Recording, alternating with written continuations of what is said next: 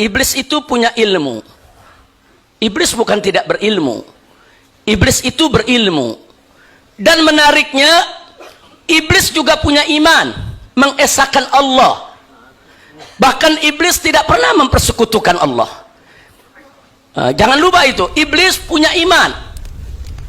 Di mana iblis tidak pernah dan tidak akan pernah mau untuk mempersekutukan Allah. Kenapa? Karena iblis punya ilmu, tahu betul kalau Allah itu Maha Esa. Kalau Allah itu tidak beranak dan tidak diperanakan, saudara. Tapi iblis tidak punya akhlak, ya kawan. Ini yang jadi persoalan. Ilmu dia punya, iman dia punya, tapi akhlak nggak ada, nggak punya adab, saudara. Sekarang mana bukti kalau iblis itu punya ilmu, saudara?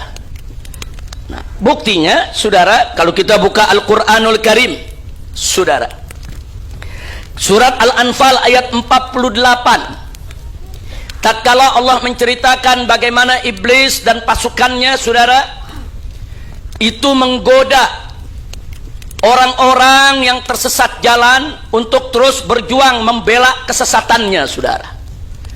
Yang digambarkan oleh iblis seolah-olah perjuangan mereka itu memperjuangkan kebenaran. Tapi begitu mereka sudah tersesat, saudara, apa yang terjadi? Waqala ini Allah menceritakan dalam Al-Quran. Maka iblis itu berkata, inni bari'um minhu. Kata iblis apa? Aku melepas diri daripada kesesatan mereka. Aku melepas diri daripada kemusyrikan mereka. Inni ara ma la tarawna. Aku melihat, saudara, yang kalian tidak lihat. Inni akhafullah, kata iblis. Sesungguhnya aku ini takut kepada Allah. Wallahu syadidul iqab. Dan Allah maha pedih siksanya. Ibadallah. Jadi iblis ini habis ngegoda orang buat sesat, buat musyrik. Begitu udah sesat dia lari. Ya Allah, ana nggak tanggung jawab, ya Allah. Enak aja tuh iblis. Udah gitu dia ngaku apa? Ini akhafullah, ana takut sama Allah. Memang iblis nggak berani kepada Allah, ya ikhwan. Jadi iblis punya ilmu, dia tahu siapa itu Allah. Iblis tahu Allah itu Maha Esa, Allah itu Maha Besar, Allah itu Maha Kuasa. Iblis tahu ada ilmu, saudara. Bukan tidak punya ilmu, saudara. Dan iblis juga punya iman, lihat. Imannya apa? Dia nggak mau mempersekutukan Allah. Manusia digoda untuk mempersekutukan Allah. Begitu manusia nyembah berhala, iblis lari. Anda nggak tanggung jawab, ya Allah. Masya Allah, kira-kira jelas gak? Berarti iblis ada ilmu gak? Iman? Apa yang dia nggak punya? Adab, akhlak nggak punya, saudara. Nah, mana bukti dia tidak punya akhlak, dia tidak punya adab? Allah yang menceritakan dalam Al-Quranul Karim, saudara. Di antaranya dalam surat Al-Baqarah, faqala ta'ala, wa idh qulna lil malaikati isjudu li adama fasajadu illa iblis aba wastakbar. Jadi Allah menyatakan tatkala kami perintahkan, kami katakan kepada para malaikat, apa yang dikatakan oleh Allah? Usjudu, sujudlah kalian semua li Adam, kepada Adam. Fasajadu, malaikat sam'an wa ta'ah, dengar perintah Allah, taat, mereka semua sujud. Illa iblis, kecuali iblis. Ada apa dengan iblis? Aba wastakbar, dia menolak dan dia takabur, sombong. Nah, sekarang saya tanya, Allah perintah, iblis nolak, akhlak tidak itu? Nggak punya akhlak, ya kawan. Jangankan diperintah Allah, kita diperintah orang tua kita dalam hal yang baik, kita nggak patuh, kita nggak punya akhlak. Apalagi kalau diperintah oleh Allah. Iblis nggak punya akhlak, Allah perintah dia tolak. Udah gitu dia sombong. Orang kalau sombong berarti akhlaknya bagus gak? Nggak bagus, ya kawan. Jadi ayat ini menginformasikan kepada kita, iblis itu nggak punya akhlak, nggak punya adab yang baik, ya ikhwan. Allah perintah, dia tolak. Bahkan dia semakin sombong. Udah gitu apa? Ngedebat pakai logika. Allah didebat pakai logika, ya ikhwan. Apa dia katakan? Sebagaimana Allah ceritakan dalam surat Al-A'raf ayat 12. Saudara, iblis mengatakan tatkala diperintahkan oleh Allah untuk sujud kepada Nabi Adam, apa kata iblis? Qala ana khairum minhu.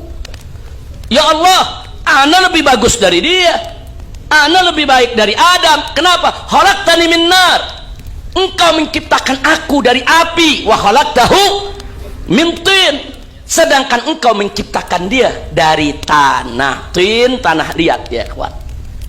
Nah ini berarti saudara, iblis ngedebat siapa itu? Debat Allah. Pakai argumentasi gak? Pakai argumentasi. Pakai argumentasi, saya lebih baik dari dia, saya diciptakan dari api, dia diciptakan dari tanah. Ya Allah, kau ciptakan aku dari api, kau ciptakan dia dari tanah, bagaimana aku sujud kepada dia? Aku lebih baik dari dia. Jadi yang membangkang pertama kali pakai logika di depan Allah tuh iblis ya kawan. Nah jadi pakai logika berarti, sekali lagi saya tanya, berarti iblis punya ilmu gak? Punya. Cuman apa yang dia gak punya? Akhlak, adab gak punya ya kawan. Allah dilawan, Allah didebat, padahal dia tahu Allah maha pandai, Allah maha berilmu, Allah maha mengetahui, Allah serba maha saudara dalam segala sesuatu. Ternyata tetap dilawan oleh iblis.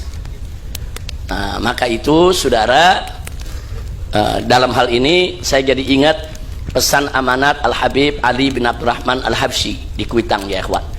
Al-Habib Ali ini pernah mengatakan, saya heran saudara, iblis itu disuruh sujud kepada Adam nggak mau, tapi sekarang umat manusia disuruh sujud kepada Allah nggak mau. Ini kira-kira lebih besar mana nih persoalannya saudara? Iblis disuruh sujud kepada Allah, sujud. Disuruh sujud kepada Adam nggak mau. Ini manusia disuruh sujud kepada Allah nggak mau. Kayaknya lebih keras kepala dari iblis manusia saudara. Hati-hati tuh yang nggak sholat, hati-hati, hati-hati yang nggak sholat. Jadi yang nggak sholat ini berguru kepada iblis. Ya pantas, pantas. Kenapa? Karena ada pepatah mengatakan guru kencing berdiri, murid kencingin guru. Itu guru kencing berdiri, murid kencing berlari, tuh jadul tuh. Itu peribahasa zaman dulu. Peribahasa zaman sekarang, guru kencing berdiri, murid kencingin guru. Jadi kalau bergurunya sama setan begitu, setan nggak mau sujud kepada Adam, padahal sujud kepada Allah mau. Nah manusia ada yang berguru kepada setan, hatta sama Allah dan nggak mau sujud ya kuat. Na'udzubillah min